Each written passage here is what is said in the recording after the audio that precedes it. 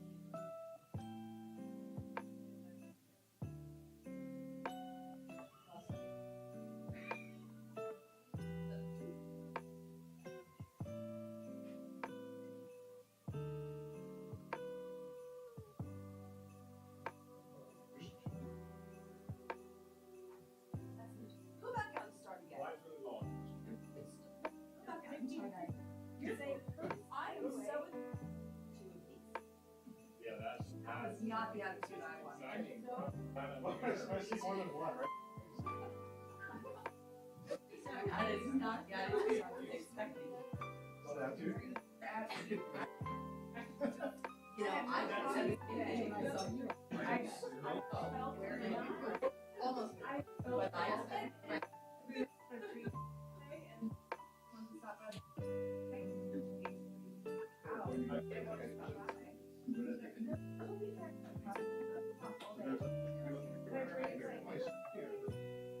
Yeah, well, I'm here. Like I make that happen. I did that. I'm not sure because I was in the wrong turn.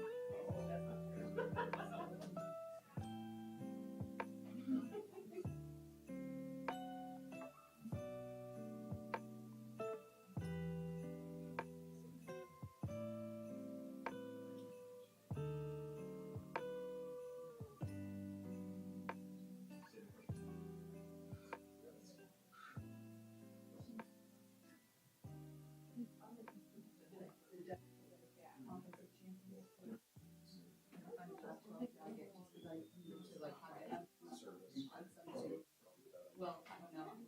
My team's done it. I guess we'll also invite you.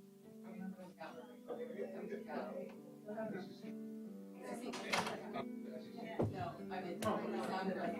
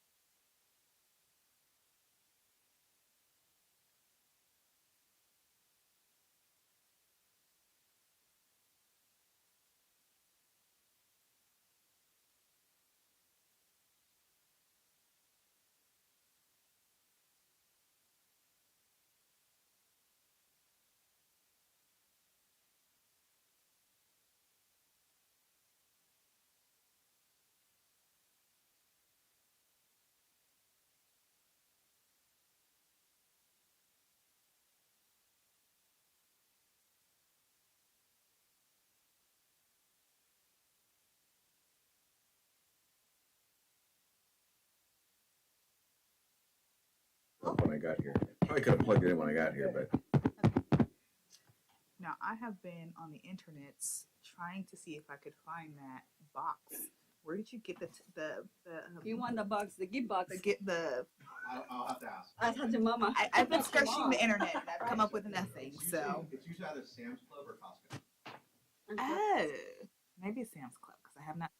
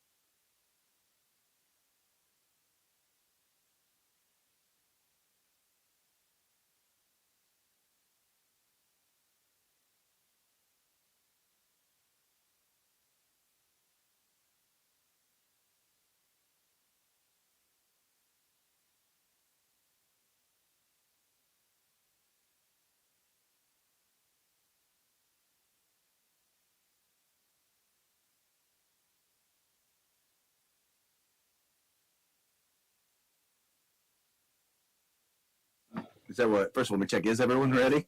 Yes, we are. Yes. All right, we're going to go ahead and call this meeting to order. Will you please rise and join me in the pledge to our flag? I pledge allegiance to the flag of the United States of America and to the republic for which it stands, one nation, under God, indivisible, with liberty and justice for all.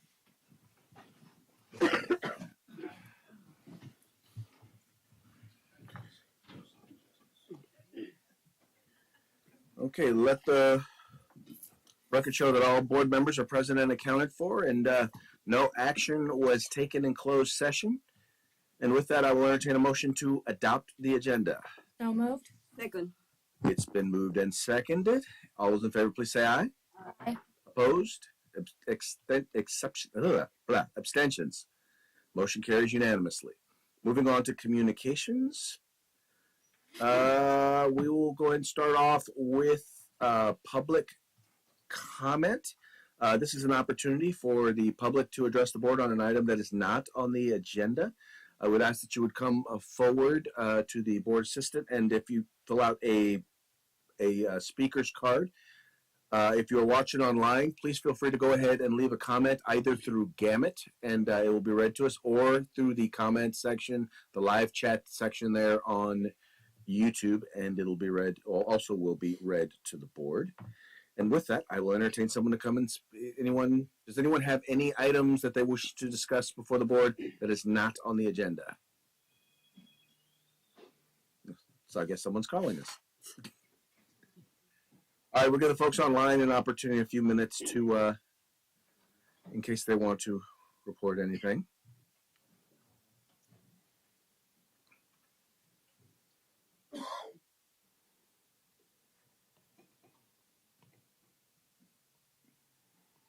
With that, I will assume we have no additional comments.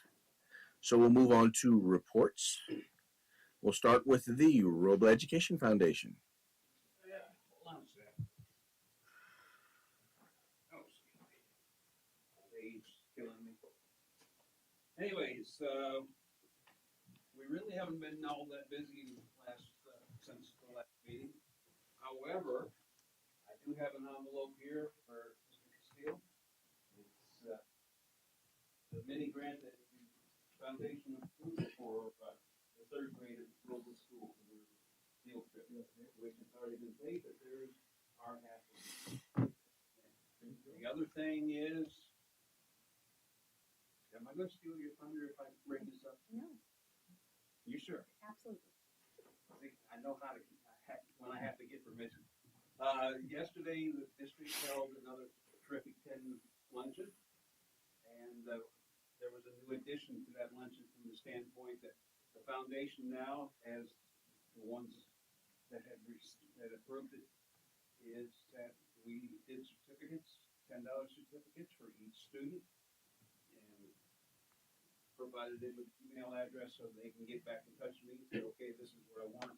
And we got Cindy Lyon and her staff set me up with an account through the district so that we can get their books for these kids once they request. So, Great. be careful, or I'll bring up this website article that I just happened to find yesterday that you guys wrote about me years ago. It was kind of surprising to me because I'd never seen it before. And also, I just got done playing the Jolly Red Elf. Very much appreciated. Thank you, sir. Thank you for all the work you do. Thank you. Thank you. All right, we'll now move on to Robla Teachers Association, CSCA. Superintendent's report.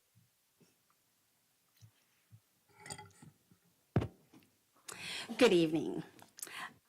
So we are towards the end of our next attendance challenge. Our first attendance challenge was 10 days. This one is a 15-day challenge. We are not only going to reward the school with the highest attendance, we're going to reward each grade level.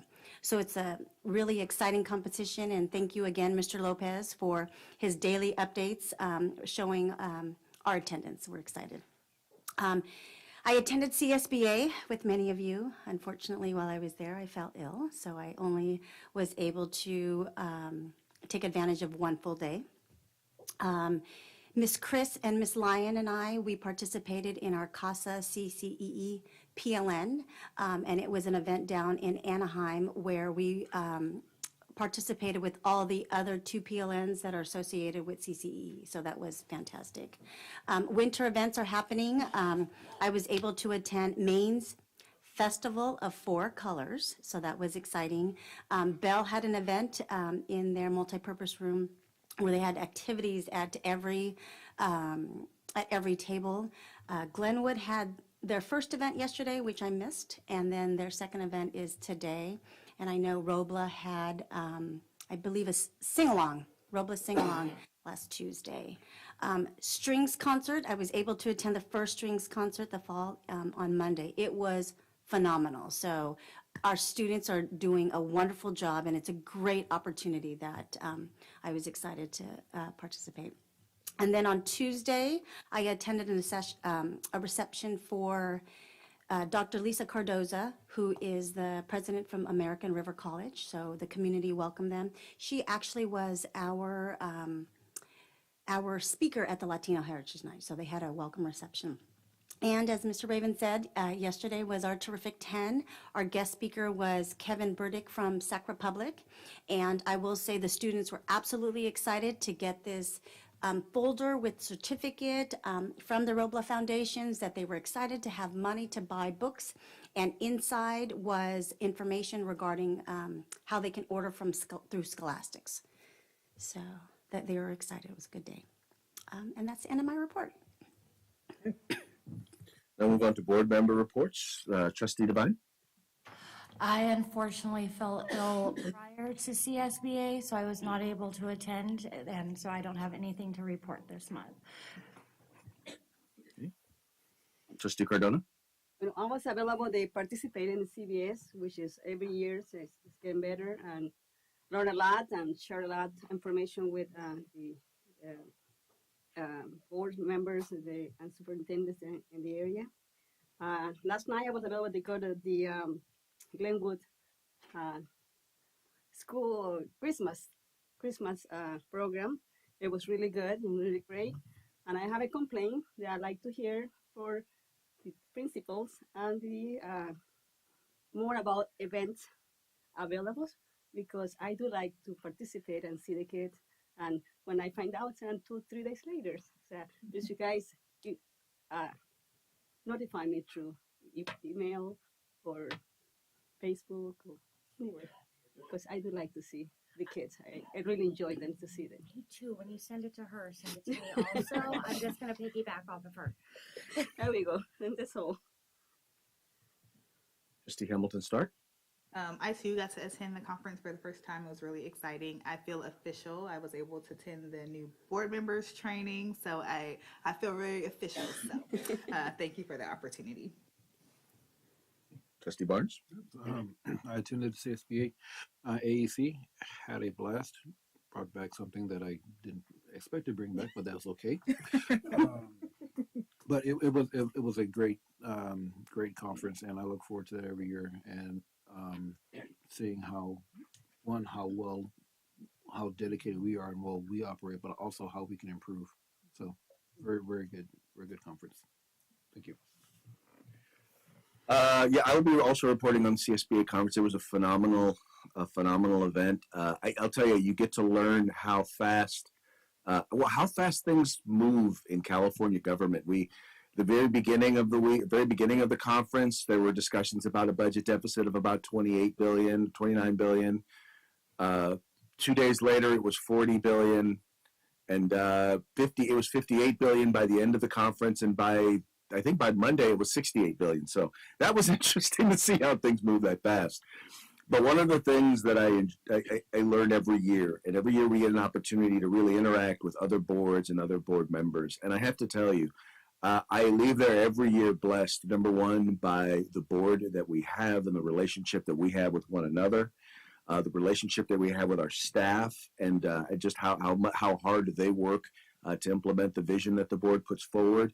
Our collective bargaining units and how much they work with us, and they recognize how they've worked with us through hard times, and how they've really given that extra effort to once again to implement the vision that we've had in these changing times where there's a lot that is changing, and we recognize that we put a lot on them, and they have really stepped up. So once again, it's an opportunity for us to check in, for us to really kind of weigh where we are and what we're doing, and to think about the things that other districts that we're doing, that we have available to our students that other districts only wish they had. It's an opportunity for me to feel really blessed. So it really kind of kicks off my holiday season really well. So once again, I just really appreciate it. I really appreciate each and every one of you for allowing us to feel that way through the work that you do and the relationships that you have with us. So thank you. And with that, we're going to go ahead and move along to our annual organizational meeting. And we're going to start with the election of a board president, and I will entertain nominations. We'll open the nominations for board president. I nominate Trustee Craig Duluth. It would be an honor to have him continue as board president. Any other nominations? Hearing none, I will entertain a motion to close nominations. So moved. Second. Nominations are now closed. All those in favor of re-electing Craig Duluth as board president, please say aye. Aye. Opposed? Abstentions? Motion carries unanimously. I put in a slight pause. I'll just close this motion. Okay. All right, now I will entertain nominations to elect a new board vice president. I move to Mr. Ken Barnes. Accepting. Are there any other nominations? Hearing none, I will entertain a motion to close nominations. So moved. Second. Been moved and second. All those in favor, please say aye. Aye. Aye. Opposed? Abstentions? Motion carries unanimously. Thank you. Congratulations. Now we'll move on to board clerk. Well, actually, do we need to actually hold a vote on, even though there's only one nomination? Okay, let's go ahead and do that. All those in favor of Ken Barnes as vice president, please say aye. Aye. Opposed? Abstentions? Motion carries unanimously. Now open nominations for board clerk. I nominate Trustee Raynell Hamilton Starks to continue as clerk. I second. Been moved and seconded. Any other nominations? Hearing none, I'll entertain a motion to close nominations. So moved. Second. Been moved and seconded. All those in favor, please say aye. Aye. Opposed? Abstentions? Motion carries unanimously. Now we'll entertain them. Now, all those in favor of Trustee Hamilton Stark as our board clerk, please say aye. Aye. Opposed? Abstentions? Motion carries unanimously. Item D, nominate Region 6B CSBA delegate, and I am going to nominate Ken Barnes. I accept the nomination. I second. I don't know if I did that in order or not, but Hmm? I accept that nomination. There you go. Accept it. Been moved and seconded. Are there is there anyone else would like to nominate?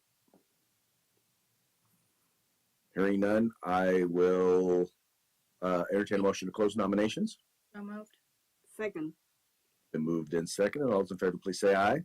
Aye. Aye. Opposed? Abstentions? Motion carries unanimously. Thank you.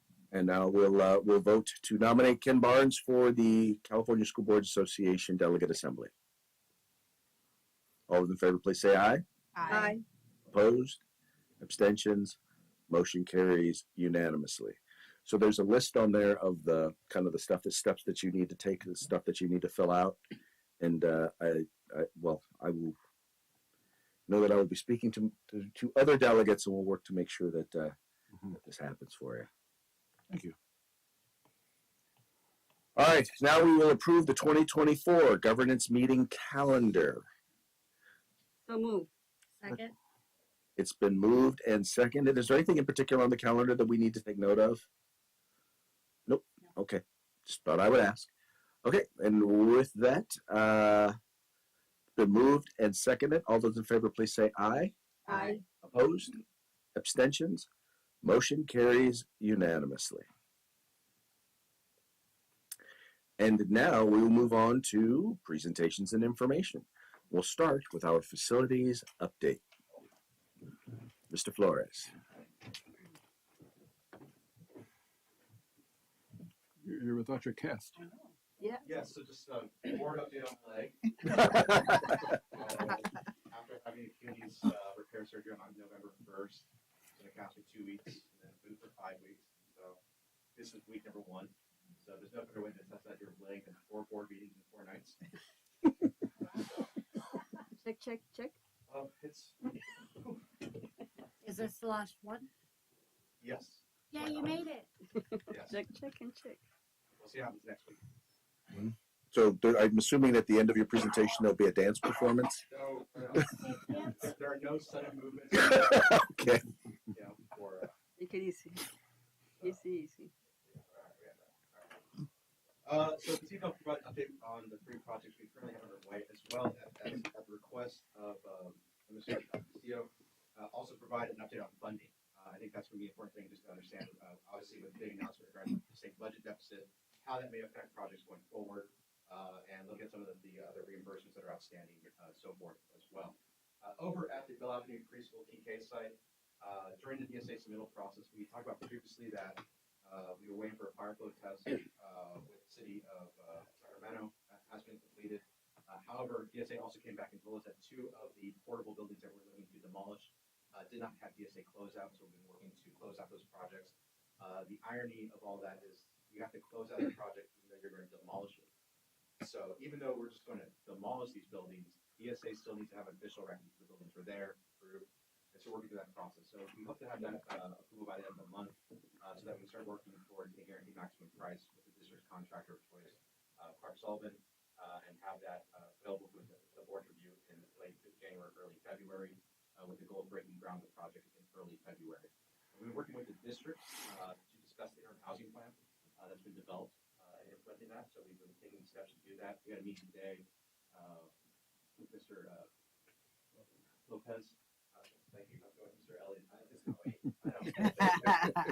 I'm trying to use the proper titles to discuss some of the things that need to occur prior to the movement of students and staff in order to make sure we support them.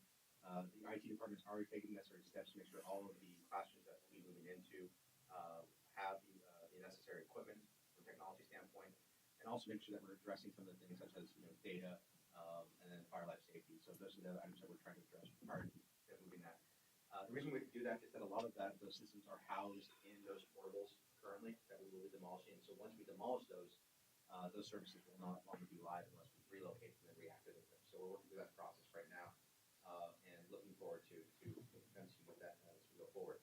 In addition to the movement of students and staff, we will also be looking at if we need to salvage any equipment in those buildings. So if there's any IT equipment or any learning materials, things of that nature that we need to salvage, we'll go through that process as well once everybody's moved out of those particular classrooms. Yes, sir. On for everybody else, wasn't it? No. Okay. I just always assumed that, all right. Thank you, Mr. Elliot Lopez. There we go. And so as part of that, we're trying to make sure we go through that process, make sure we salvage where we can. And then we'll be going through a logistics plan with the district in early January to talk about how we're going to site all the construction in order to maintain safety. This is obviously occurring at the preschool campus. This is our youngest population, and so we want to make sure that there's a good barrier between construction activities and their educational spaces. Just as a reminder to the board and to the public, this construction project is funded through the California Preschool, TK, and Full Day Kindergarten Facilities Grant Program. This was allocated in the third round of funding, which occurred in the 22-23 fiscal year. And so those dollars were allocated within that year. They were actually awarded by the State Allocation Board, and they're being administered by the Office of Public School Construction. So absent the district not completing the project, those funds are still available for this project, and they have already been earmarked for the district. So absent of you abandoning the project, those dollars stick with us regardless of any adjustments to the future year budgets. Over at Main Avenue, we have a similar allocation of grant funds for 6 new classrooms over there as well.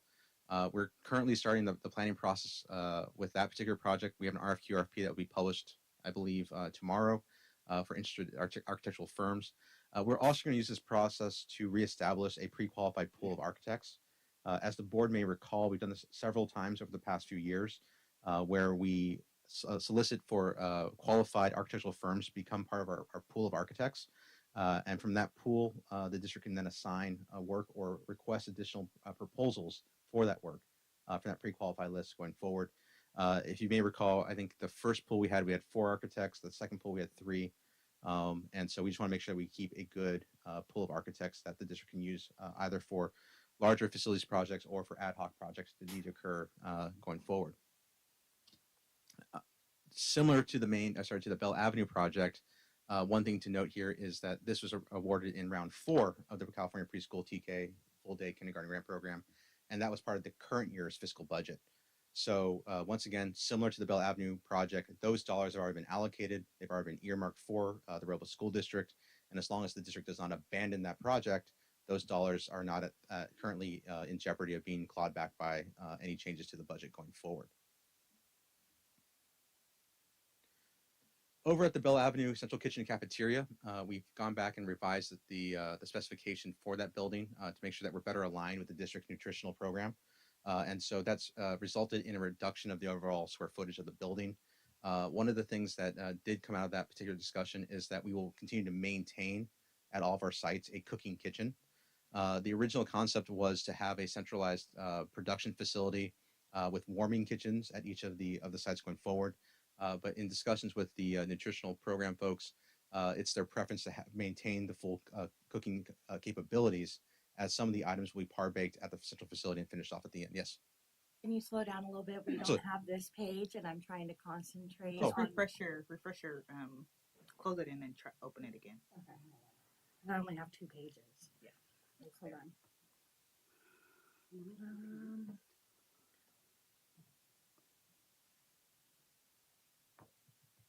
Thank you. I got it now. All right. I'm doing it off of my head, so luckily I'm trying to go through the summary of it, but there's also the bullet points to it. As the board may recall, the funding for the Central Kitchen Cafeteria project is primarily coming from a loan that was provided by the district's general fund. That loan was put into a special reserve account as a backstop. As Mr. Castillo had indicated at the time, the goal is, as we receive state aid reimbursements from other previously completed projects, depending on where those slot in, our priority would spend those monies first before tapping into that special reserve for this facility. And so as those dollars become available, we'll be using those first, and then as needed, we'll be dipping into that reserve until the additional reimbursements come back from the state. And we'll talk briefly on the next slide about how the budget situation affects that particular reimbursement cycle going forward. And so overall, to date, there's been about $2.7 million in reimbursements received back from the project completed at Taylor Street. Approximately $1.2 million of that was moved over to projects previously completed and reimbursing the bond fund. The balance of that is available for capital projects going forward. It's about $1.5 million. And in addition to that, as part of the preschool TK full day kindergarten grant at Bell Avenue, there's also a reimbursement of approximately $900,000, almost $1 million. That's reimbursing us for the construction of the kindergarten classrooms. That was part of a previous phase of construction that side as well. So once we were able to get DSA approval and CD approval for the Bell Avenue project, and I apologize, we've gotten CD approval already. Once we get DSA approval, what will occur is the fund releases will be made for the new construction project, but the district will also be reimbursed for its previous project as well. So there's two components to that reimbursement, one of which can be used towards other capital projects, the central kitchen being one of them.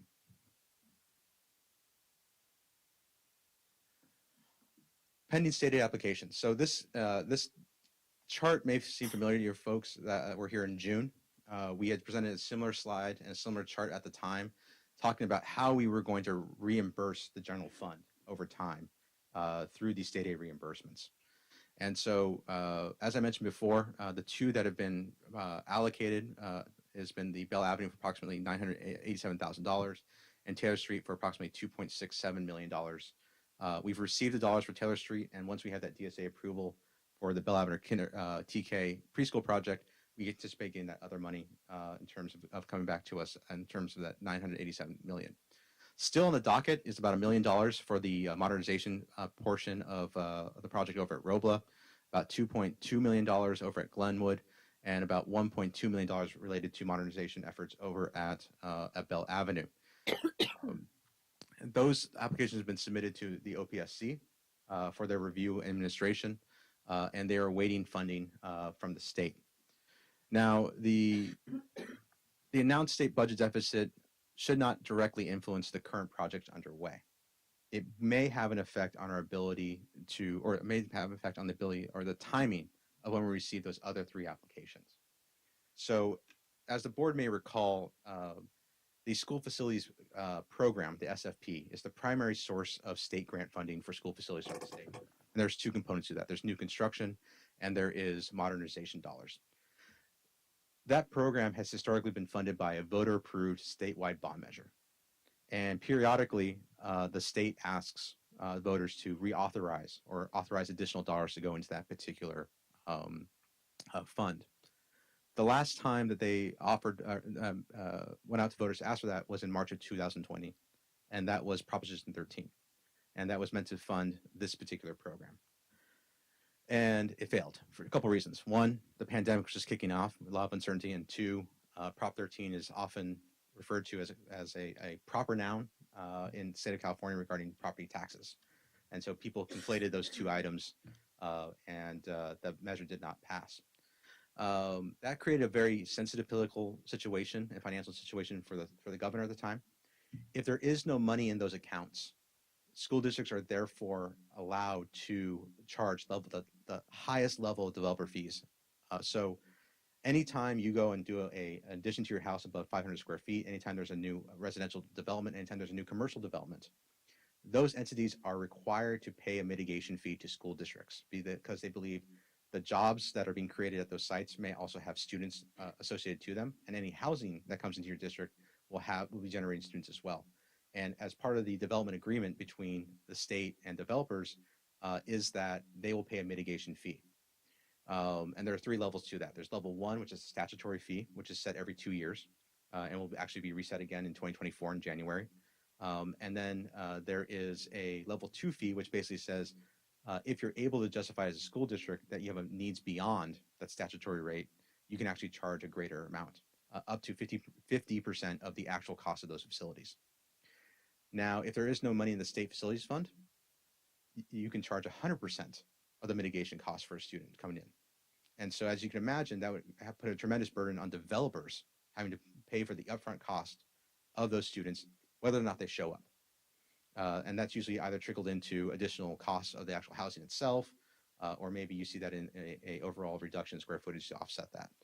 So what the governor's been doing is he's been using the surplus funds the last couple of years to make deposits from the state general fund to fund this program. And that's how he's been able to avoid triggering level 3 developer fees. With this budget deficit, instead of being able to transfer dollars from a surplus into that account, what we anticipate to occur is he's going to slow down the application process. So the couple $100 million or $300 or $400 million that are still sitting there will be doled out slower over time. So instead of expediting that particular process, he's going to slow it down. He's done this in the past. We encountered that between 2016 and 2021. There's a very slow pace of reimbursements and so forth. So while our applications remain valid, while we are still entitled to those dollars, and there is an obligation for the state to eventually pay us for those dollars, one of the things we need to be aware of is that time horizon may extend as we go forward. The good news is that there is potentially a statewide bond measure being placed on the November 2024 ballot to replenish this fund. So if he does slow down this particular program and that bond does pass in November, then theoretically, we're just bridging between now and sometime in 2025 when that bond gets replenished and the floodgates will open and our money will appear. The challenge is if that bond measure does not pass and we're in a budget deficit cycle, the question then becomes, what becomes of that program? How's it funded and so forth? So there's a lot of uncertainty around that. So we're still a few months away from having this thing actually on the ballot, B, voters considering it. But just in terms of the overall potential challenge down the line, it's important for you to understand that those 3 applications, though fully valid, fully entitled to get it back, the timing of when those are received may be extended beyond our original projection. I think before we were talking about a period of about 2 to 3 years. I think that's still valid today, but I think it's just something we have to be aware of as we go forward and as we look at that special reserve and some of the projects. Any questions on that one? Because that was a lot on budgets. Okay.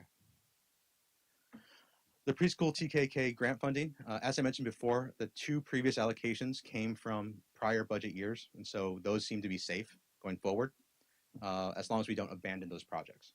So as long the onus is on the district to complete those projects, and as long as we complete them, the money will be there, and the money will fund those projects going forward.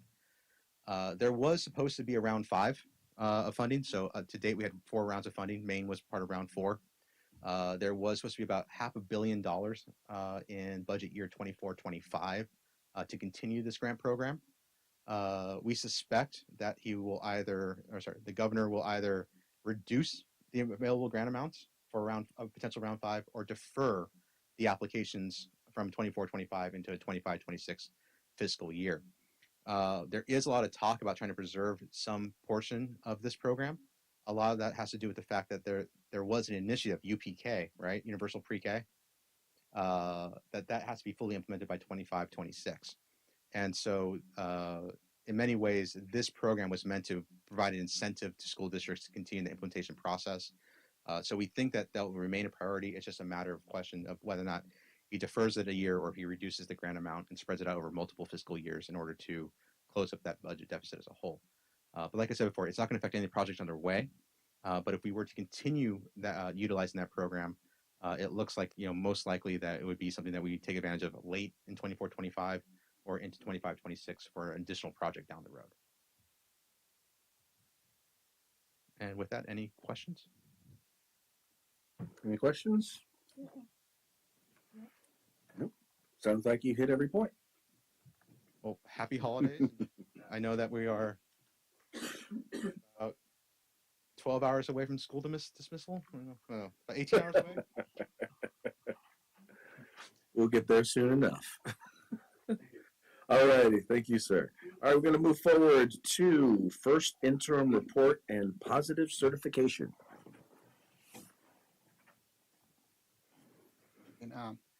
Good evening, President DeLuz, board members, Superintendent Chen, everybody who is present here and everybody who is online. We'll present the 23-24 first interim, keeping in mind our vision statement. Every student reaches their potential in a growth minded environment rich in challenging practice and reflected learning for all. That's the only part that I will read. So this is the overview. The first interim report covers from the July 1, 2023 through the October 31st actual expenditures, and then the budget for 23-24, and also projections for the following 2 years. And the main thing in the first interim is what are the assumptions included. And so we'll discuss a lot of the general fund, other funds, a lot of the multi-year projections. I add another couple of slides there in our recommendation. Our budget assumptions. Probably the most important thing on this slide is the asterisk in the bottom. So the first interim is completed based on the adopted assumptions for 23-24. But as we speak, as President DeLuz mentioned in his presentation, the budget is changing. The COLA in the first interim is 3.94. We're heading now is probably even below 1%, as I had this slide when we present that. So the main finding is that average daily attendance, and with an average of 3 years of about 1,856. So all the carryover, our books are closed. Everything in the first interim is included. That it was not included in the budget adoption. I stole this slide, this format from Mr. Lopez when he did the enrollment presentation.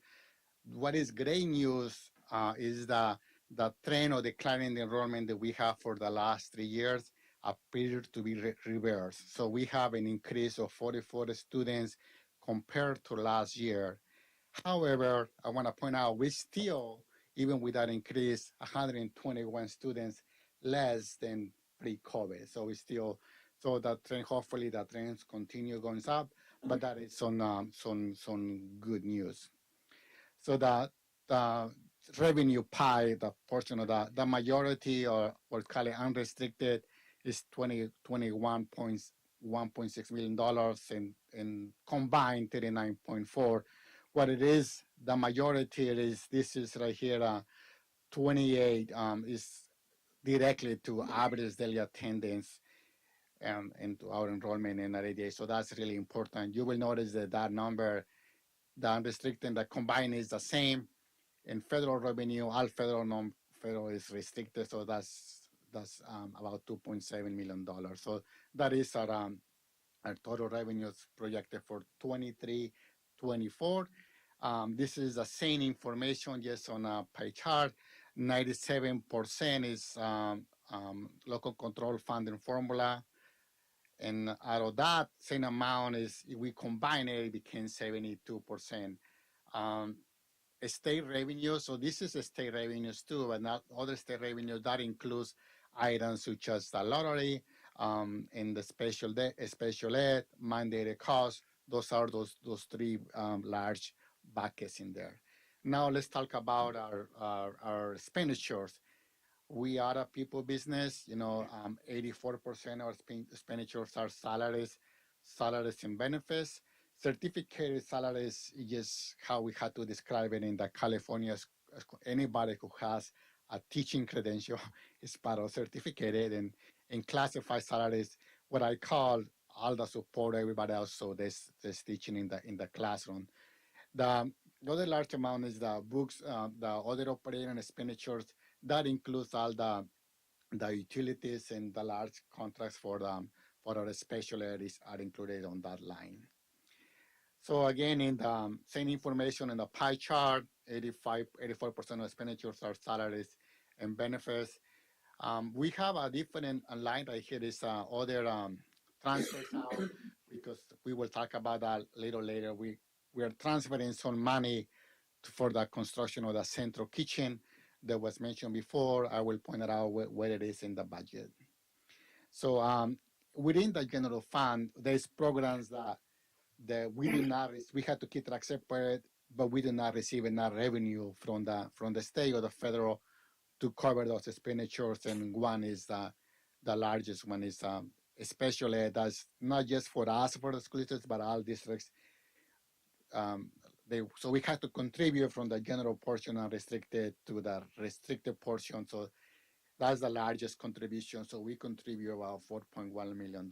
So it's important to know that in Robla, even though we had declining enrollment, the population of special ed increased during even that time. So our contribution from where we started has increased almost to $1 million from that 2020.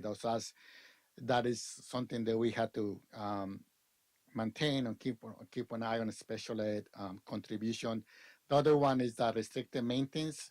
We don't receive money from the state for the fair revenue anymore, so we contribute to all the facilities maintenance. And what is new, I want to point out, is this is the preschool. I mean, this was not in the adopted budget, but now that we know what is the cost, as the cost going on, we have transferred. We're keeping track in a different bucket that you see. So we transferred about 761 for the construction of the admin building. What you hear in the facilities, we receive funding for the classrooms, but we do not receive funding for the admin building from the state. So we had to cover that part of the general fund because the preschool has like the offices, the area. That's the construction done. So that's the contribution from the general fund. So a total about $6.2 million. So in summary, I just want to talk about the total for 23-24. We started all of these numbers you saw in the previous slides, but we spec about $39.4 million. We're spending 38.6. So we have an excess of 822. We are transferring. This is also new. 600,000 towards the construction of the central kitchen. It's a cash flow issue, so we will end about 200,000. So we're positive for the year, and we will ending balance is $30.3 million. Notice this ending balance in the restricted of 11.4. So we have this is on page 4 or 142 pages. I just copy that. You will notice that this 11.4 is the same as here. So this is all restricted money. So we had to spend the money based on the guidelines of this program. So we don't have. So you have a lot of money, but we had to use it for these purposes. The largest one is the Expanded Learning Opportunity Program. So between these two is 82% of the total restricted as just on these two programs. I just thought I explained how every restrictions and the restricted in the balance, the majority is in these areas. So the other funds, we expect to finish all the other funds with a positive balance. That's where we are. So multi-year projections. This is what I want to spend some time here. This is our projections. We knew that we will plan in a deficit spending for 24, 25, and 25, 26. We have the negotiations for next year are included. So this is based on the COLA. I want to be very clear here for 24, 25, and 25, 26. They are on the current COLA. I want to just show you what does that mean if the COLA goes at 1%, because we need to prepare for the worst. So the deficit spending goes from $1.8 million to 2.5. In 25, 26, it goes from 1.8 to almost 3.3. So almost double. So that's the expenditure portions are the same. The only thing that it changes the revenue. I actually did 3 assumptions. I did the current law. I did the 2% because that's what we were hitting, and now I did the 1%. I want to show you like the worst case scenario because we are prepared. So even with that, we had to plan for that. based due to our strong reserves, we will project a deficit spending, but we will still end a positive certification, and that's why our recommendation will be positive. So just like President DeLuz mentioned, when we were hitting the $26 million, that's just from the tax revenues that the state collect from fiscal year 22 that they were due on November 16, right? So usually taxes are due April 15, so this year were due on November 16. So the state almost one more left when they knew what the revenues were for the previous year. So that's what we had. And then you will notice too, when I copy this slide right here, it says, oh, $58 million. And then later I hear is $68 billion. So that's the latest. So this will change. I just want to change in January, but that's the latest that they were hitting. I'm just showing this. So that state, I will have cash deferrals because this is not a budget. The state has to pay us what we are entitled under Proposition 98 sooner or later, but if they don't have the cash, what they've done in the past is they defer all IOUs. Yes, we know we owe you this, but we don't have the cash to pay you, so we will defer. So cash will be keen again. We have to be very careful how we manage cash. Like people who have their business, that's how we will be. So that's what we need to do. So what are our opportunities and challenge? The cost of living, even though with a small COLA, it doesn't mean it's going down, right? It's still very high cost. So that's I put that on line. The cost is still high. The state will give us a COLA because the COLA is just cost of living adjustment. It's just the changes that happen in some items, including cars from one year to another. That's what COLA is. More like Diet Cola. So that's all the taste, no calories. And then the expectations, our competition, we used to compete only with like other school districts or other government institutions. Now it's like the fast industry that increases the minimum. The minimum is like $20. So that's realistic. We need the expectations, that for employees is there. And if our enrollment continues to increase, that's great news, like green news for us. So more than ever, reserves are critical. When I was here a year ago, I spoke about how the state is very volatile because 90% of revenue comes from 5% of top earners. So say it depends that you hear me that saying. So this more than ever is just our reserve. So I'm very grateful that with your guidance, we have able to maintain a strong reserve. So, and when the economy goes down in state, it's not just for 1 year. It usually goes 3 years. So it's a cycle that goes like that. So, what are the next steps?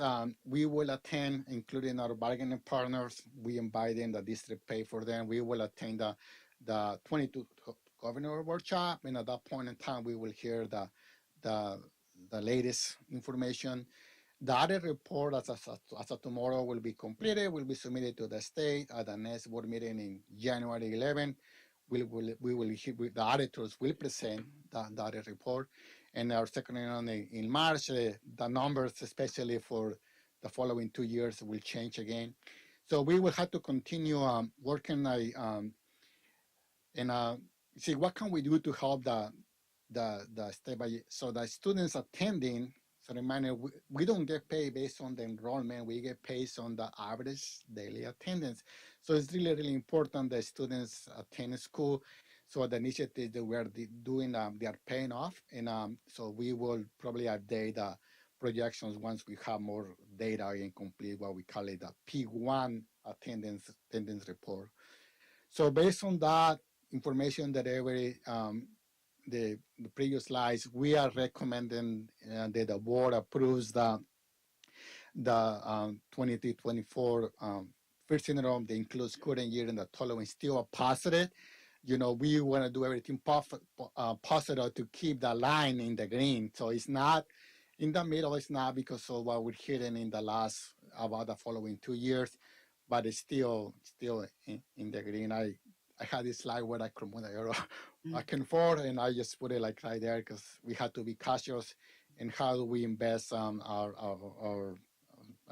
our funds that we have. Based on that, I'm available to answer any questions, and thank you for listening. Questions? I had one in particular, then a couple of other comments. I noticed under budget assumptions, I didn't see, are we assuming declining enrollment, flat enrollment, or we're anticipating an increase in enrollment? So it is because we've been funded based on the average of the last 3 years. So we have increase of 44 students. So I did not, it's just still the average of the last 3 years. I cannot change that based on the 40 students in the higher. So we are right on the line. The state will fund us based on the greater of the average of the last 3 years or the greater to the current year. Okay. And right now I just leave that. I did not change it. It's still based on the average of the last 3 years that is being conservative. I think it's just kind of these increases. That's good news, and we still have time to. But we have not completed the attendance report, and until I don't see it, I did not feel comfortable to do it based on the increase. So it's still on the average of the last 3 years. I very much appreciate that. That was what I was hoping. Couple of observations I wanted to note. The conversations that I had with a lot of other districts, the one-time money that they got with a lot of the federal dollars that they got, a lot of districts put that money and those resources into ongoing programs. And so a lot of them are dealing with serious budget challenges right now. I appreciate how you've gone out of your way to make sure that we know and we understand and come up with ideas to help us be able to utilize those funds in a way to where once they're gone, and now that we see now that it's back to 7%, federal funds are now back to 7% of our budget, which is about what they usually are, that the impact on students and the programs and the resources that we're providing to students haven't been dramatically impacted. So I wanted to say how much I very much appreciate that. Yeah, thank you for paying attention to that. That's absolutely true. That's that part used to be, yeah. Now it's going back to normal. I know there's a lot of conversation about, well, federal dollars, and I'm like, really, like I said, for us, like I said, 7% is a big number, but I mean, it's a lot, but it's not as big as I think it is for a number of districts, and I think it's important for us to realize that. Also, I think the use in of the reserves and allowing us to have a good reserve, I think is the sort of thing. And if you look at even though we are deficit spending, we've got the resources to be able to do that and not have it impact students for a number of years. Because as you said, economic downturns don't just last a year; they generally last multiple years. The last comment I wanted to make, and this is, as we look at a budget deficit of about $68 billion out of a $350 billion budget. I mean, you're talking a significant piece of the budget. All indications at CSBA are that education is going to be okay for this upcoming year.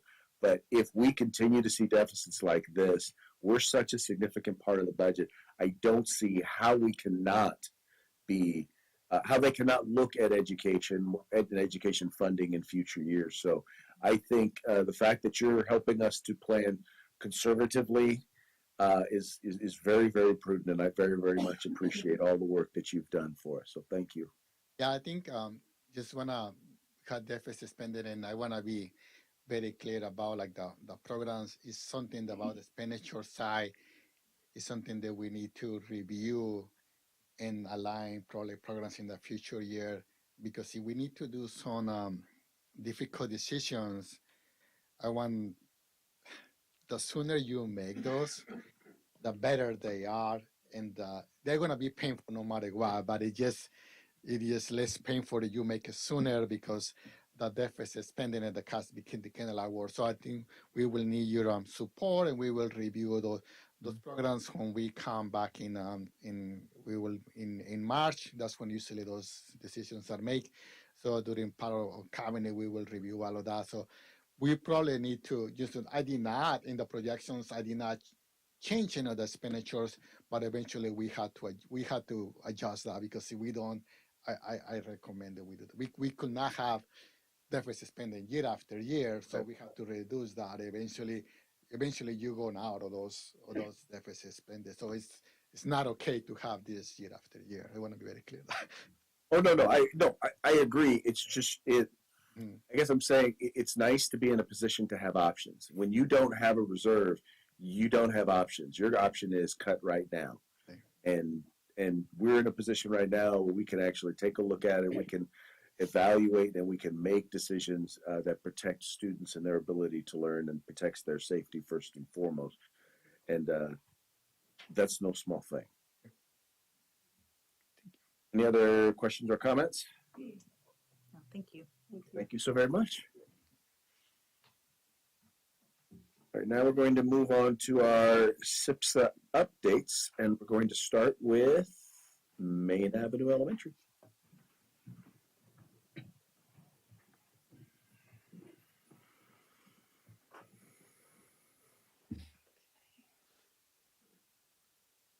All right, good evening. I'm sorry, I sound like a frog.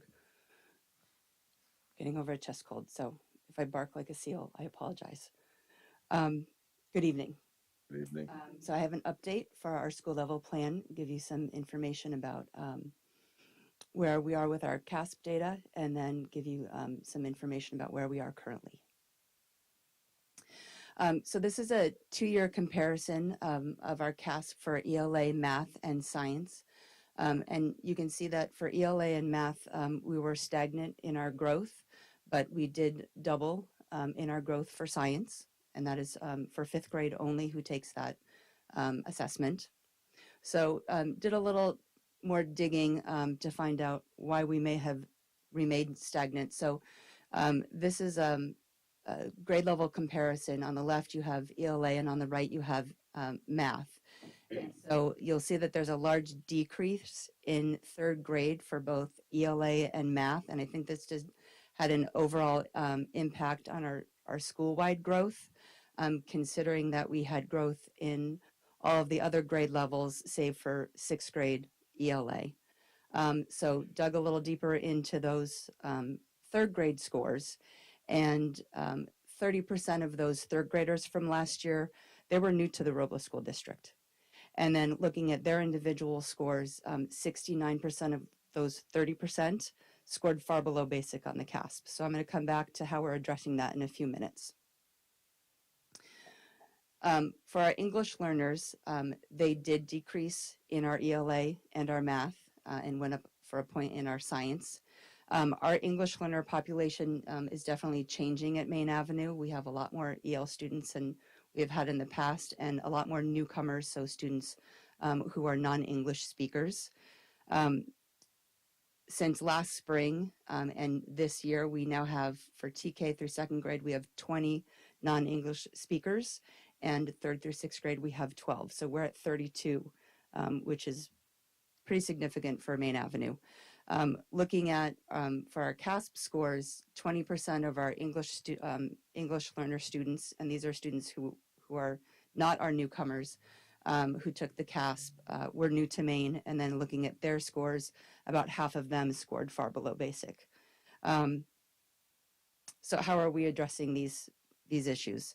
All of our interventions, we're always looking at data, and our groupings are always fluid. So those 3rd graders that I mentioned a few moments before, they're now 4th graders, and currently 16 of them are in Tier 2 interventions. And that could be for math specifically, or fluency, or reading comprehension. We spend time as grade level teams and during our site PLCs analyzing data. So for example, at our site PLC at the end of trimester 1, we looked at our win time data, and that's focusing on our work during our designated ELD and our focus supports for our English only students. And we looked at their progress over 4 data points.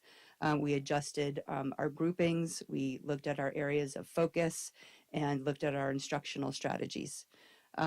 We're also in year 2 of our SCOE writing project, And we're seeing the impact of this work, especially from grade level to grade level. And those are just two examples right there of how our students are progressing with writing. You can see one of our kinders, his favorite chore is cleaning his bedroom. Counting collections is in full force for TK through third grade students. And in math, we're focusing in fact fluency, number sense, and word problems, because those tend to be areas where our students really need a lot of areas of support. For our LPAC analysis, we spent time at the beginning of the year analyzing our summative LPAC data to better understand the needs of our EL students and to guide our instruction, not just for our designated ELD, but also for our integrated ELD, and that's throughout the entire instructional day.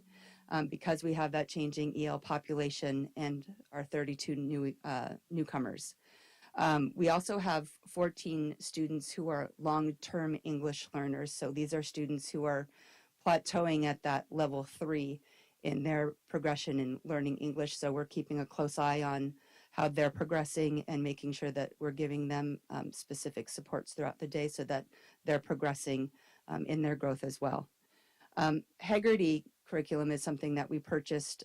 Some more of it, something we've had over the years, but it's something that it's supplemental and it focuses on phonemic awareness and foundational skills. And we use it for our students in K through 2. But it's also good for our teachers in grades 3 through 6 because they can use it in small group support for students who are struggling in these areas as well. I wanted to give you some current growth highlights for this year. On the left, it shows our phonics skill survey. This is an assessment that teachers give in grades K through 2. And in blue, it shows beginning of the year they give this, and then at the end of trimester 1. So I noted for you how students did in kindergarten, first grade, our kinder English learners, our first grade English learners, and then our African American students in grades K through 2. So we have some nice growth that we're seeing for our students there. And this is really key in some of their foundational skills as they become readers. And then for our grades 3 through 6, the STAR reading test is something that focuses on their reading comprehension growth. And you can see there just through those grade levels, they're making some growth as well from beginning of the year to trimester 1.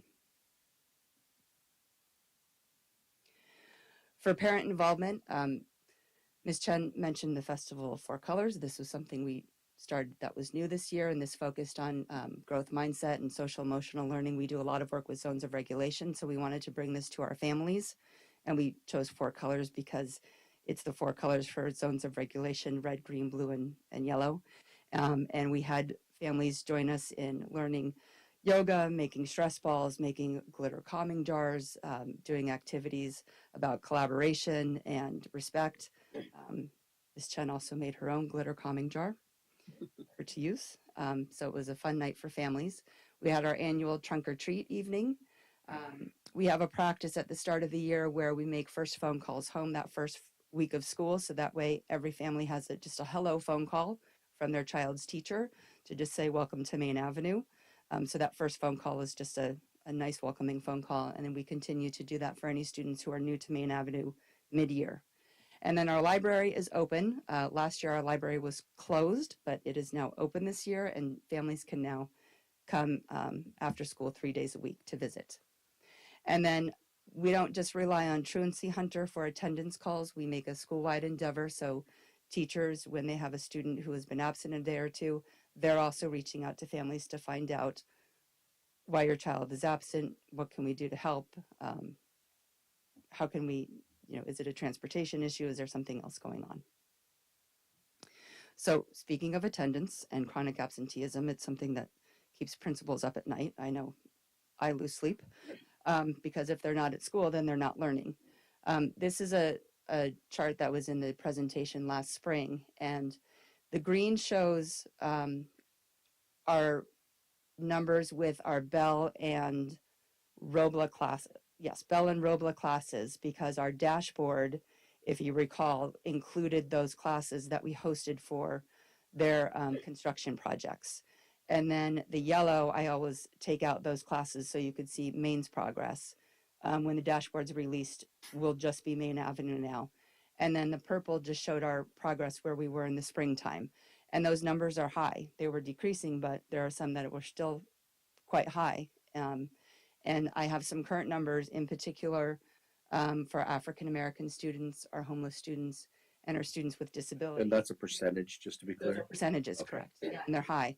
But I have some numbers to show you of where we are right now, to show you that we're moving in the right direction. So last spring, as a site, we're at 47%, and we're down to 25.1%. So it's still high, but it's moving in the right direction. Our African American students were at 61%, and we're 23.2. So to give you a raw number, that's about 17 students out of 73. For our homeless population, 59% down to 24%, and students with disabilities from 41% down to 25.4. And of those 14 students, about 2/3 of them are students who are medically fragile. So those are students who, when they're out of school, they're out of school for a very specific reason. For SART meetings, we've had, this was as of last week, but that number has gone up. We've had at least 15. So these are either to review contracts that are current to see how students are progressing, or to start new contracts with families. And then we have 15 more that we are scheduling or have scheduled. At conferences, we gave each teacher a list of their students to let them know where they were with either if they were chronically absent or just on the cusp, so that they could have conversations with parents specifically. And we made sure that they had a Hazel Health sign up to give families if they didn't have that. We also gave a handout called When Should I Stay Home? Because we wanted to make sure that they really understood when you should stay home and when it's okay to come to school.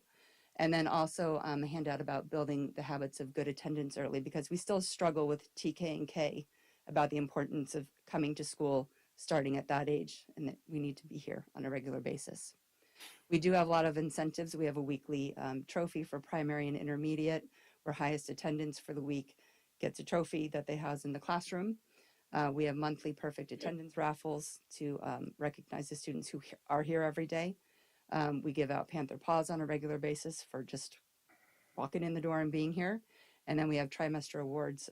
Part of those are excellent and perfect attendance. One question: how do you define chronic absenteeism? So it's 10% of the I'm going to say this wrong, but 10% of the time that they've been in school. So the number of days that they missed of the time that they've been in school. Did I? Okay. Sometimes I say it wrong. Okay. So as the year goes on, if they've not missed days, then that percent can go down for them.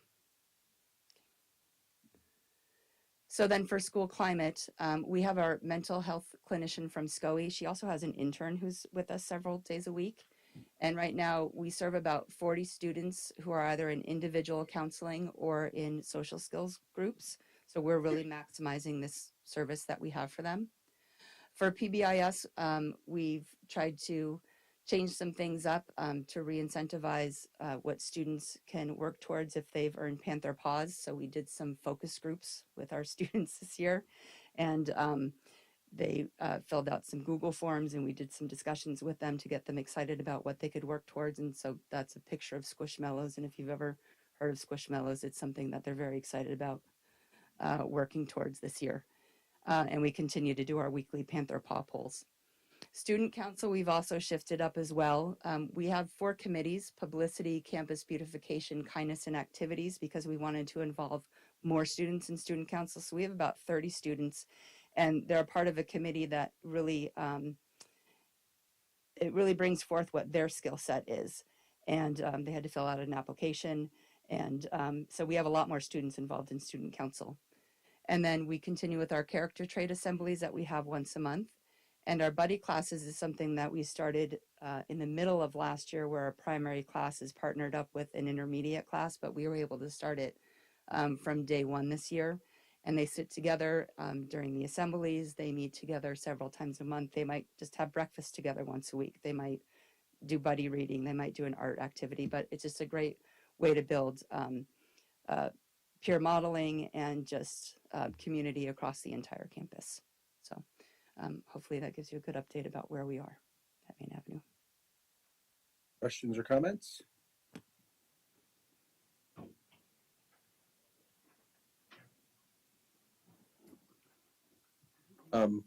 Yeah, I wanted to say that I appreciate that. I think this is a really good example of how, a lot of people, a lot of parents or a lot of people who aren't in education are like, they hate the idea of standardized tests. They hate the idea of assessments. And, I always try to explain to them how important those assessments are, especially today, especially with the technology we have, the ability to be able to take those assessments, analyze where students are, and then provide the resources that they need or the instruction that they need in order, targeted instruction in order to help them get to where they need to get to. And what I appreciated about your presentation was you specifically did that. You started off with the data, you then identified, you said, okay, these are the things that we're doing because these are the things we identified through, obviously not just this assessment, but from the individual assessments that we do for students. And I think drawing that line is really important. I think it's demonstrated in now as you've shown us the intermediate success that you're already having in this year. So I just wanted to make sure to point that out and let you know that I recognize that. Thank you. Any other comments? Nope. Thank you so much. And I do have the handouts that we sent over. Thank you. There you go. And now we've got Robla Elementary. Oh,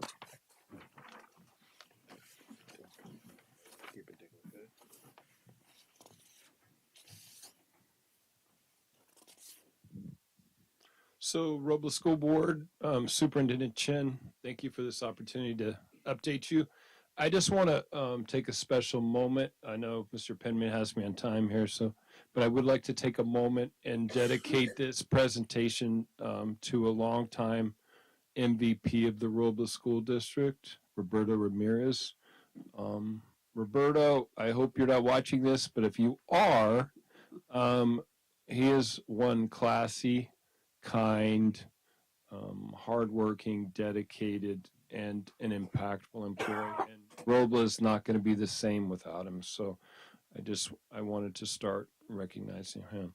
So our goal at Robla is to have significant academic growth for all of our students at our school. And what I'm talking to you about is equity. Equity means that every student at our school, we have 39 special education students, and we need everyone to be learning. Tonight, I hope you get a sense of that what I'm trying to bring about and what our team's trying to bring about is equity. So our focus on every one of our agendas, our first focus is self-care of our employees. We do restorative circles. And that sets the tone for us, coming with positive, great energy for our students. The next thing that we're talking about is support. At Robla, we're trying to support every student academically and in SEL and also support the families. The one thing that I think we're going to talk about in our presentation is how are we sparking joy at school? Like we're talking about attendance. You hear Ms. Newhouse talking about attendance, but what are things that are happening at school that make students want to come to school? And then under Mr. Penman's leadership, we're continuing P3CC. I will tell you that I'm following Mr. Reyes's guidance on a book called Douglas Reeves tonight. You will see that Douglas Reeves, in his Title I book, it has strategies in PLC that you focus on one academic area for improvement with your teacher and staff, and our focus is math. And so you will hear us talk about that.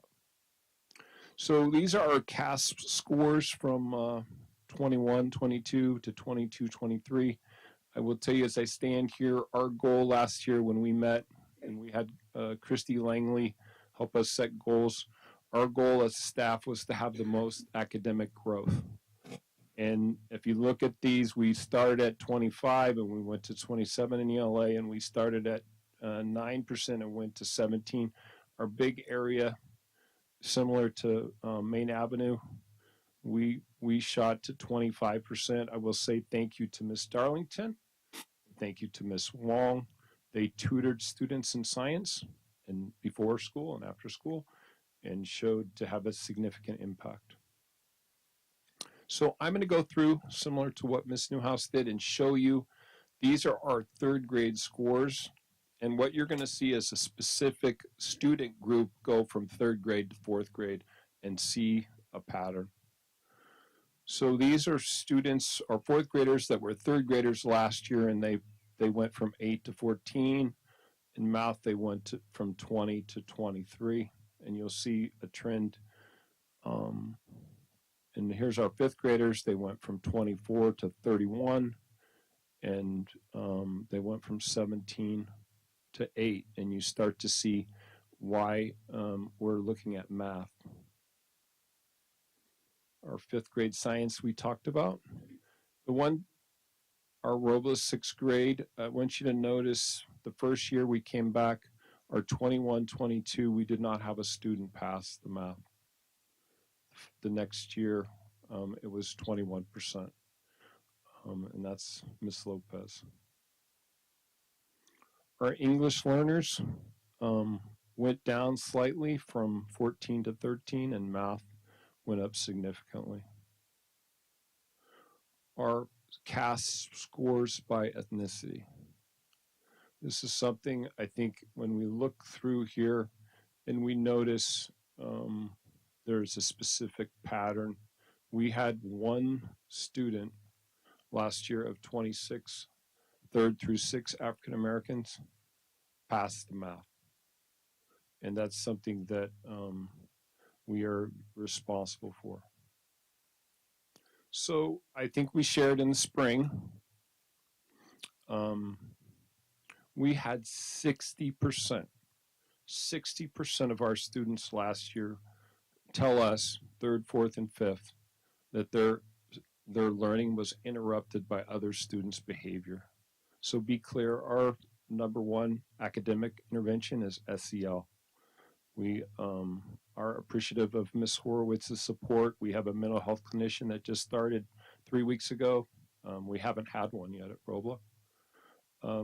Mr. Kaff and my leadership team, we decided this year is focused on students connecting with other students, teachers connecting with students, and that happens through restorative circles, and that is through community building. So classes in the day start with students connecting with each other, the teacher connecting with the students, and then we also have a restorative room. And Ms. Chen visited.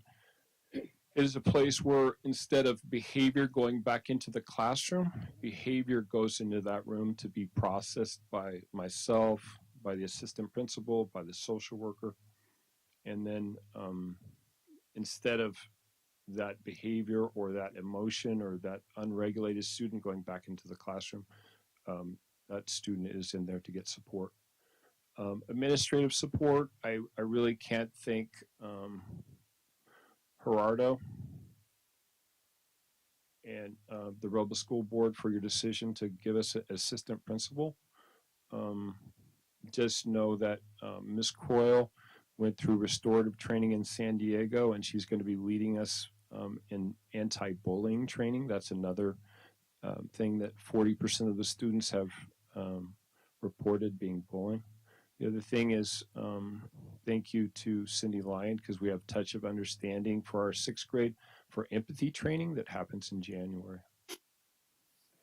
So I want to say thank you to Darlene and Jana, because this is our last year attendance, and we were at close to 94%.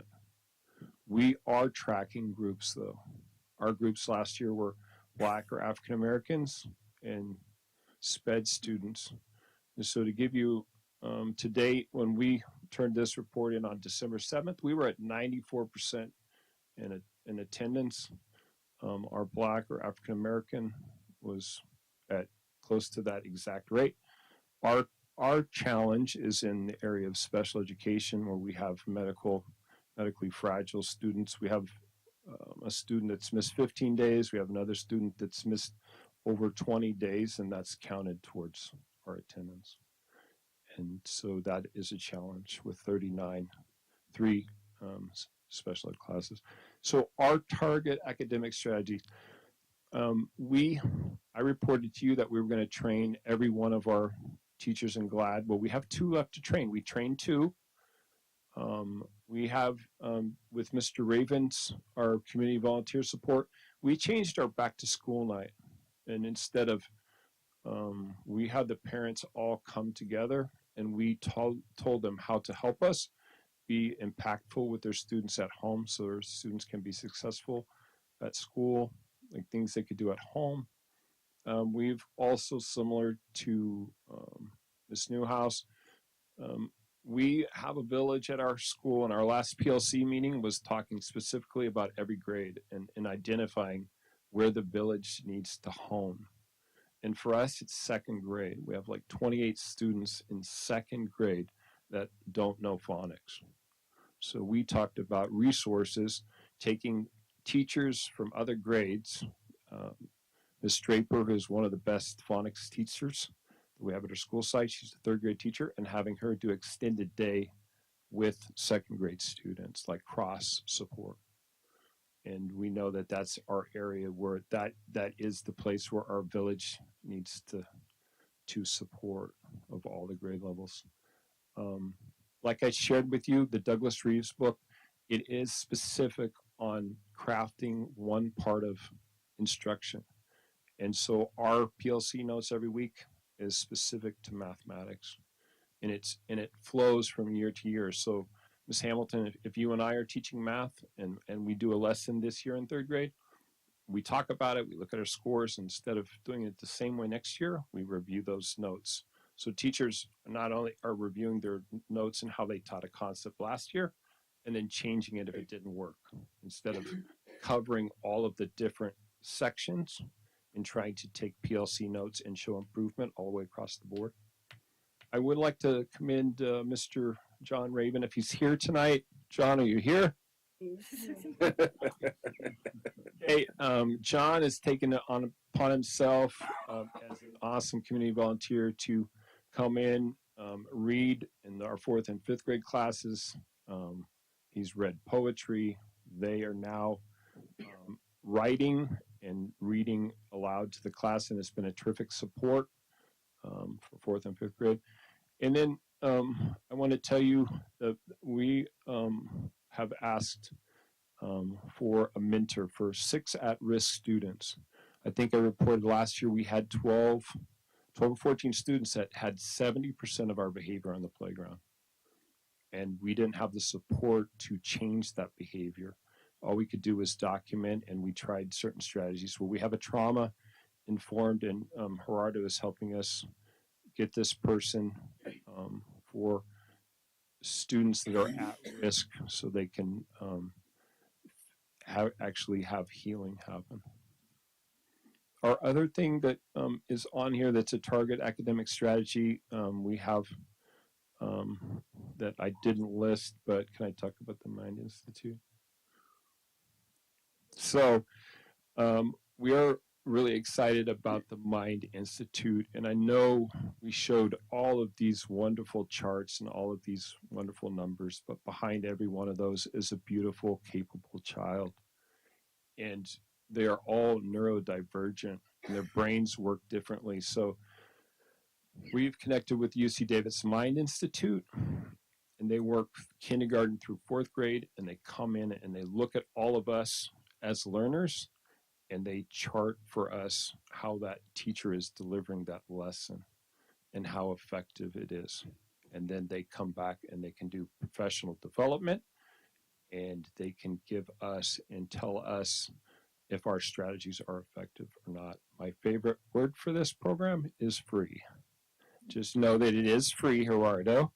As you go forward, it is free, but it is a terrific, well-respected program. It is not, it's specifically for students that learn differently.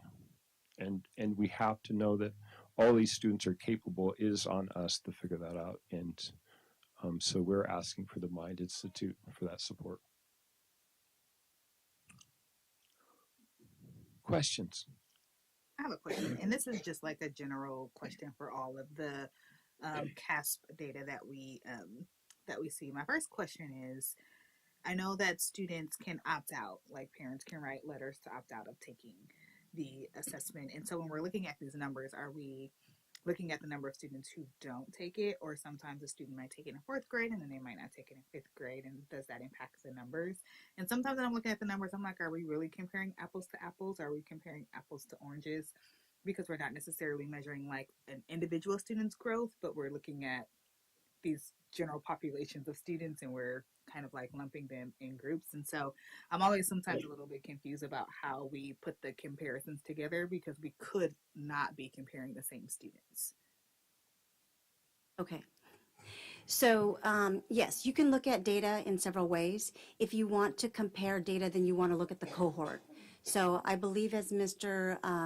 Cav said, a student in third grade, you really want to look at fourth grade, right? So the following year, we can look data in that from that perspective. Right now, they're just comparing overall third grade to third grade. So you can say, yes, are we comparing the same students, or are we comparing the teaching and learning at that grade level?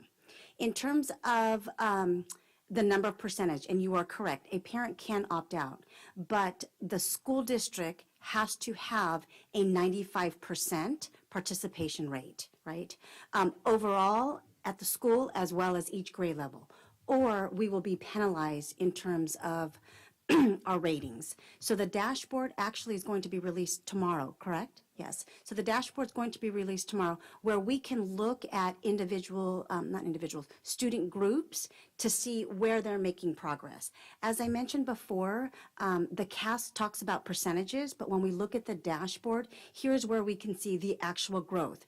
Because while we might have the same percentage of students that have met or exceed, we can see on the dashboard if they've made growth towards that level, right? So we want to celebrate that. For a student who was 100 points below standard, if they are now only 5 points below standard, we want to celebrate that, even though that's not going to change the percentage of met or exceed.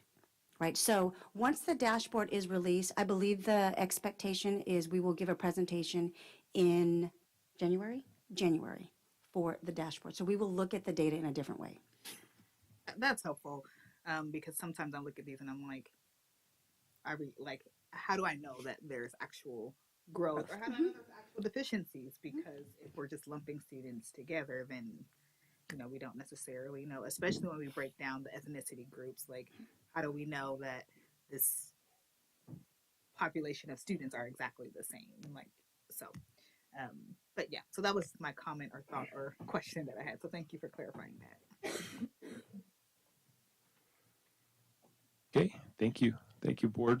Real quick, I recognize I'm always careful, always concerned when I hear the word equity used, and because equity is supposed to be providing to each student what they need, right, in order to be able to be successful.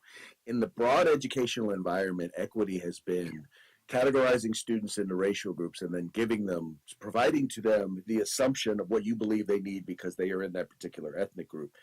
What I appreciated about your presentation was you literally defined and showed how you are utilizing the term, the term in the way in which it is meant to be used, in that you're breaking down students, not just academically, but social emotional. I mean, the fact that you used the student survey to recognize where students weren't feeling comfortable and how that was creating a problem in the classroom, and then sought to provide resources not just for the students who were being challenged by the disturbance, but by those to help those students who are actually the ones who were engaged in the disturbing process. And I wanted to let you know that I recognize that, and I've seen that in other presentations, but you're the first one to use the term equity, and I appreciated that you used it in the context in which it is truly meant to be used, in my opinion, in education. Thank you, everyone, for your support. I appreciate it. And I like your tie. Thank you. Okay, and now we will move on to New Hope Charter School update.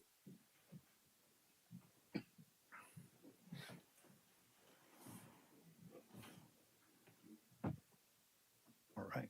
Good evening, everyone. President Deleuze, trustees, Superintendent Chen, and staff. It's been a little while since I've been here, so it's good to be back. Thank you for having me. And Before you start, yes, go mascot. that's not in this presentation. Come on. Your recommendation, Thank you. Narwhal. Did they like it? Kids want to know what it was. A little bit. So, but there is a leadership group that we have at our school, and so You I'm gonna informed leave it them up I to would them. dress up as a narwhal. I right? did mention that. Okay. That we have a trustee. So, all right.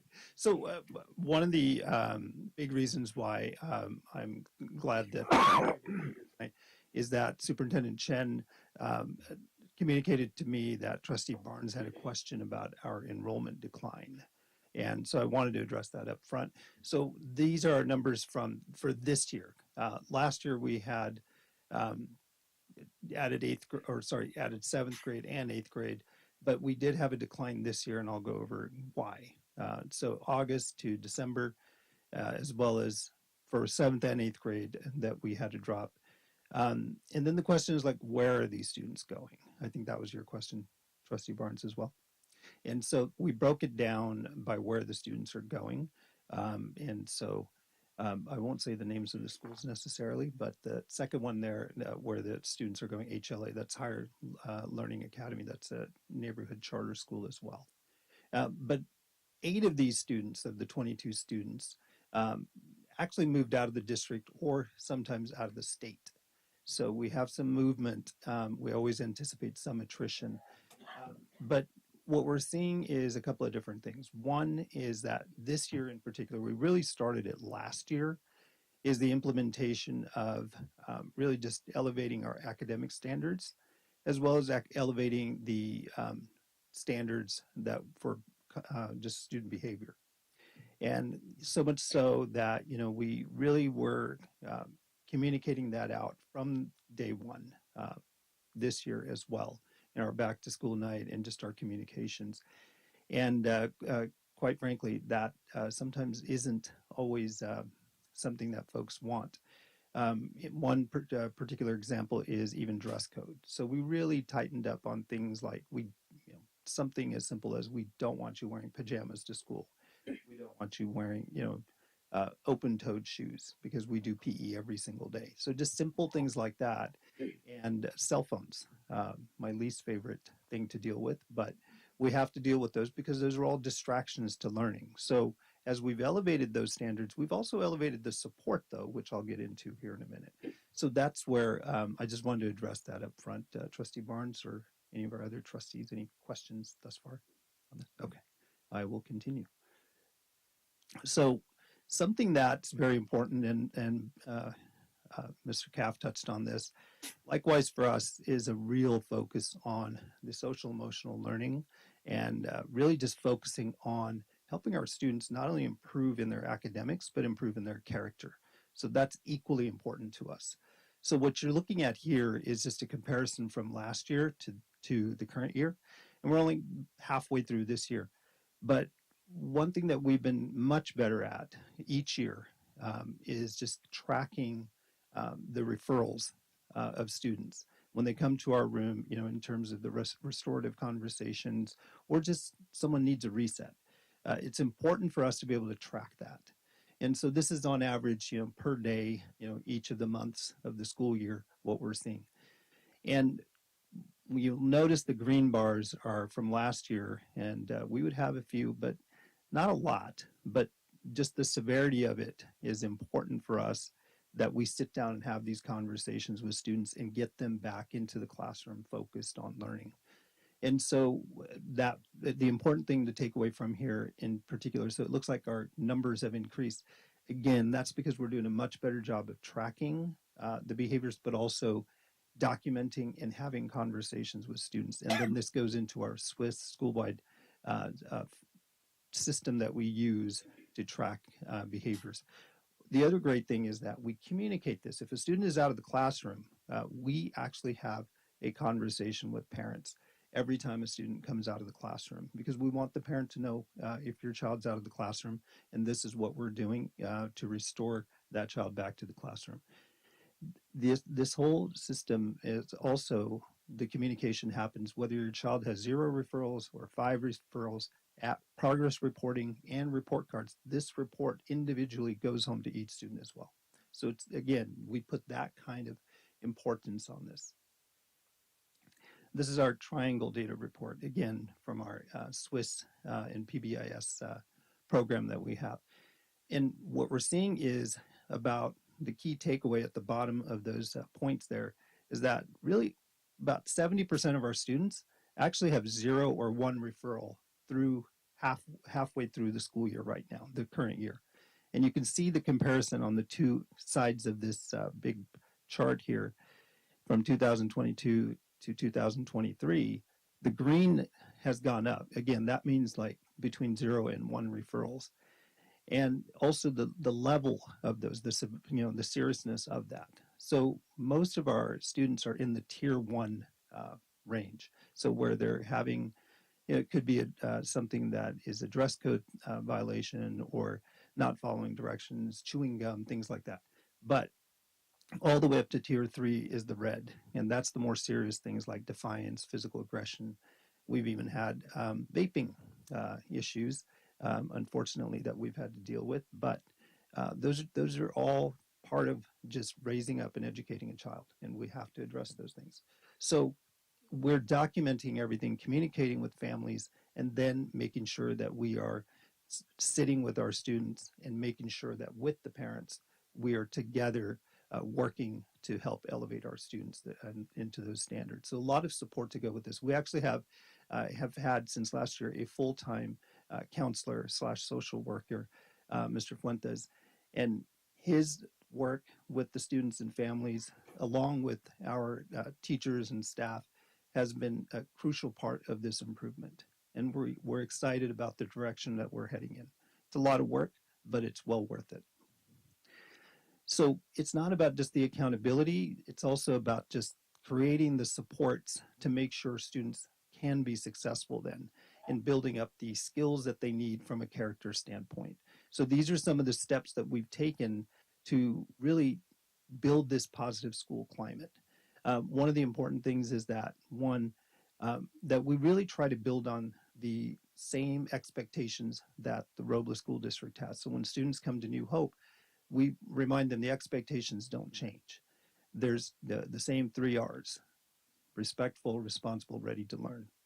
But also, we make sure that all staff know, practice, and teach school-wide behavior expectations. What we do is before the school year starts, we actually have a 2-week teacher training or professional development series of workshops and trainings that we do to ensure that everybody has the same understanding of the handbook, of the expectations. The first week of school in August, we actually just teach mainly from our student parent handbook, all the expectations, because we can't hold students accountable unless we know that they understand what the expectations are and how to use this opportunity that they have in a positive way. Also, just the school-wide acknowledgement system, we have, these PBIS tickets that we give out to students. And even though they're in middle school, they still love getting these tickets. They still love getting stickers, even though they try to act like they're so cool. They still very much want to get these tickets and use them for snacks that we have a snack cart that we roll out during break time, school supplies. We just had our first dance this year. So all of that, all that positive behavior that we're helping students to develop or maintain leads to some really cool rewards as well. And field trips, including our annual field trip to a university. But even something as high stakes as the promotion ceremony, we had have made that very clear from the get-go that we want everybody to participate, but we want to also make sure that everybody has earned that opportunity.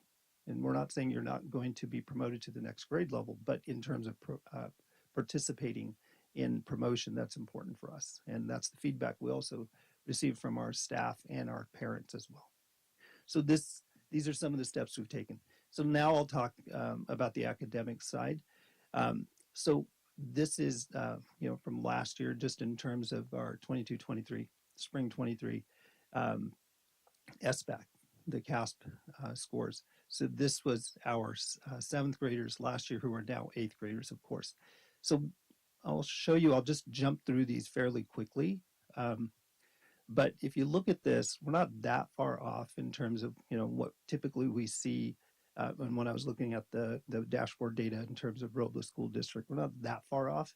But what's great is, I'll show you in a couple of slides, is that the students, when they came to us, many of them, they were way below grade level. Some were, in reading at second grade level, third grade level, and we've seen a lot of growth. And so that's what we want to continue to see. So as it says at the bottom of this slide, 11% of students who scored in the standard of nearly met for ELA were very close to getting to the standard met. And so what we did was do a deeper dive. Here's eighth grade, similar. You see that chunk there, the 33% of nearly met. And I'll go deeper into that. So this is what we did at the beginning of the year during that time when we had our teachers with us for 2 weeks. We worked on not only the social emotional learning side of things, but really focused on drilling deeper using this data. So if you look at the near standard or nearly met the standard, that second row in each of these tables, you'll see that there's a good chunk of students in seventh grade, in the top one there, in the reading standard. There's like almost 54% of our seventh graders are very close to meeting the standards, similar to eighth grade. Unfortunately, those eighth graders have moved on to ninth grade now. They're not with us anymore. So we would love to have continued that work. Similar in writing, there's a big chunk of students in the nearly met standard. So our teachers looked at these, who each of these individual students were. So we broke it down by student and made sure that we had a plan to move each student forward based on what they needed. So here's another one in the listening. So we have almost 71% in each of these categories where students are just almost at that standard met level. Okay. Interestingly, our kids, the best strand that they did their, in ELA was really in research and inquiry. I expected it to be perhaps in listening.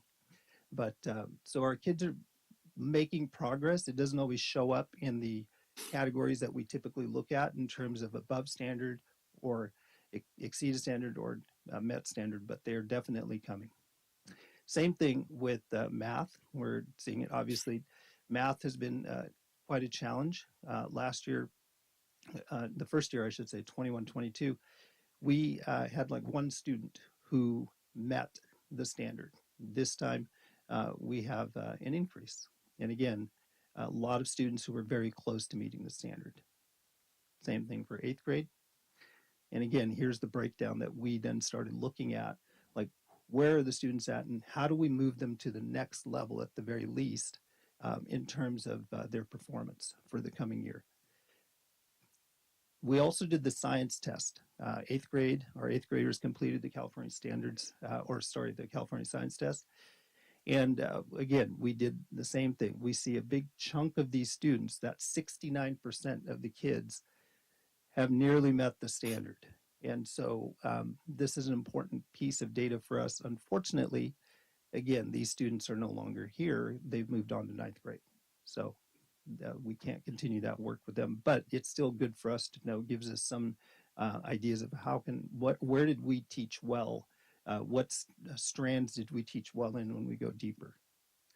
So one of the big things that we do want to also celebrate, as Superintendent Chen said, that we want to celebrate progress.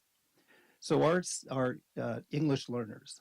So last year we had about 35% of our students were English learners, and similar this year. So we have a big cohort of English learners.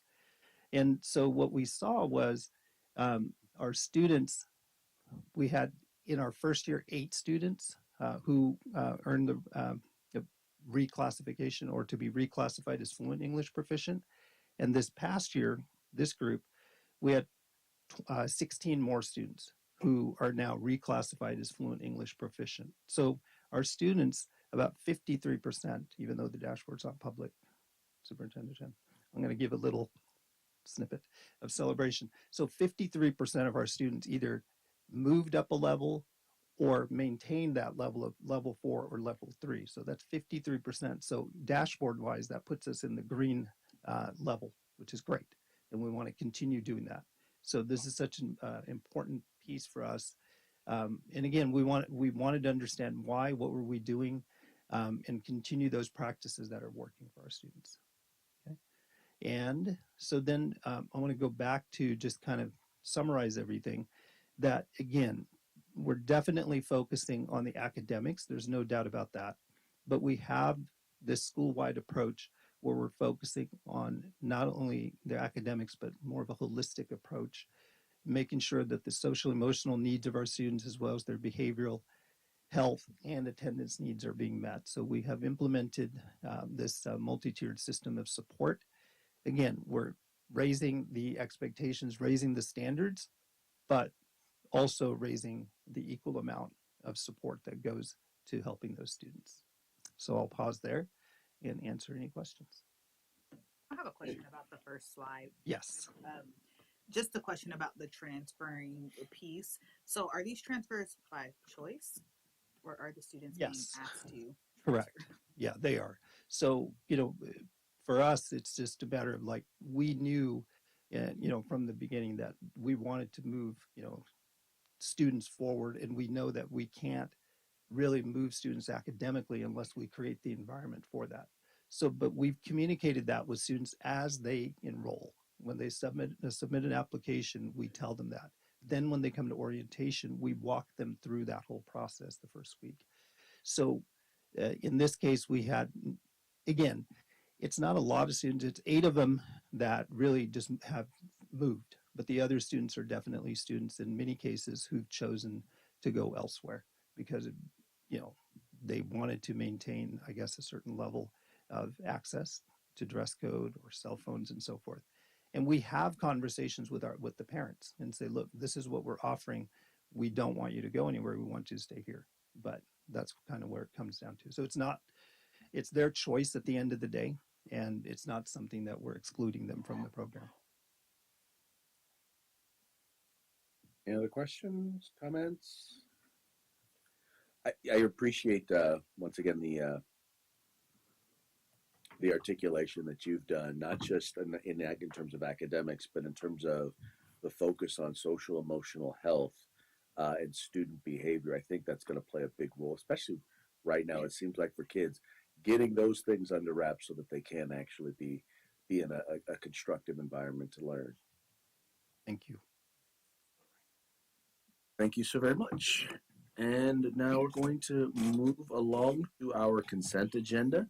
I will entertain a motion to approve. So moved. Second. It's been moved and seconded. All those in favor, please say aye. Aye. Opposed? Abstentions? Motion carries unanimously. Now we're on to action items. Approve 2023-24 first interim report and positive certification. So moved. Second. It's been moved and seconded. Is there any discussion or debate? Hearing none, we'll move on to a vote. All those in favor, please say aye. Aye. Opposed? Abstentions? Motion carries unanimously. B, approve student calendar for the 2024-25 school year. So moved. Second. Been moved and seconded. Is there any discussion or debate? Hearing none, we'll move forward to a vote. All those in favor, please say aye. Aye. Opposed? Abstentions? Motion carries unanimously. Item C, approve acceptance of gifts. So moved. Second. Been moved and seconded. I know this is not something we normally have on the agenda. You want to speak to it real quick? Yes, I just, excuse me, excuse me. When we have donations to our schools or our district, right, we should be officially accepting it. And this is an opportunity for us to thank our community partners for supporting our schools and district. Okay, any discussion or debate? Hearing none, we'll move forward to a vote. All those in favor, please say aye. Aye. Opposed? Abstentions? Motion carries unanimously. Item D, approve contracts with special education agencies / schools, NPA / NPS. So moved. So moved. Second. Been moved and seconded. This is a contract to provide nursing support for one of our students in the county program. Any discussion or debate? Hearing none, we'll move forward to a vote. All those in favor, please say aye. Aye. Opposed? Abstentions? Motion carries unanimously. Item E, approve 2023-24 United Way Literacy Tutoring Program. So moved. Second. It's been moved and seconded. Any discussion or debate? This is our continued partnership with United Way. It's a parallel program through our START program where they're focusing on literacy skills, and they go to all the 5 schools in the afternoon. Any additional discussion or debate? Hearing none, we'll move forward to a vote. All those in favor, please say aye. Aye. Opposed? Abstentions? Motion carries unanimously. Item F, approve electric services with Vasco Electric Inc. for district warehouse electric improvements and add freezers and fix issues with electric power. So moved. Second. Been moved and seconded. Any discussion? Hearing none, we'll move forward to a vote. All those in favor, please say aye. Aye. Opposed? Abstentions? Motion carries unanimously. Item G, approve Ultralink contracts to install cameras for Robla Elementary. So moved. Second. Been moved and seconded. Discussion? Continue work. Robla now. All right, any additional discussion or debate? Hearing none, we'll move forward to a vote. All those in favor, please say aye. Aye. Opposed? Abstentions? Motion carries unanimously. Item H, approve MOU with Sacramento Public Library and Robla School District. So moved. Second. Been moved and seconded. Any discussion? I'd like to say I've never been happier to see an MOU come up. I'm really excited about this one. It provides library access to all of our students. Yes. I'm sorry, it's like kind of something I push for. Yes. So I'm very happy. And thank you, Ms. Lyon. Thank you, Ms. Lyon. Thank you. All right, any additional discussion or debate? Hearing none, we'll move forward to a vote. All those in favor, please say aye. Aye. Opposed? Abstentions? Motion carries unanimously and enthusiastically. Item I, approve authorized disposal of obsolete equipment and furniture. So move. Seconded. Been moved and seconded. Any discussion or debate? As we prepare for construction for the preschool facilities, we want to get rid of old equipment, and then we'll be using that storage space for storage during construction. Any additional discussion or debate? Hearing none, we'll move forward to a vote. All those in favor, please say aye. Aye. Opposed? Abstentions? Motion carries unanimously. Now move on to board member requests for future agenda items or reports. Trustee Devine. Nothing at this time? Trustee Cardona. Nothing this time. Trustee Hamilton Stark. Nothing at this time. Trustee Barnes. Nothing. And I have nothing. I would just like to wish everyone a happy holidays and Merry Christmas. And I guess it'll be Happy New Year. So thank you so very much. And this meeting is adjourned.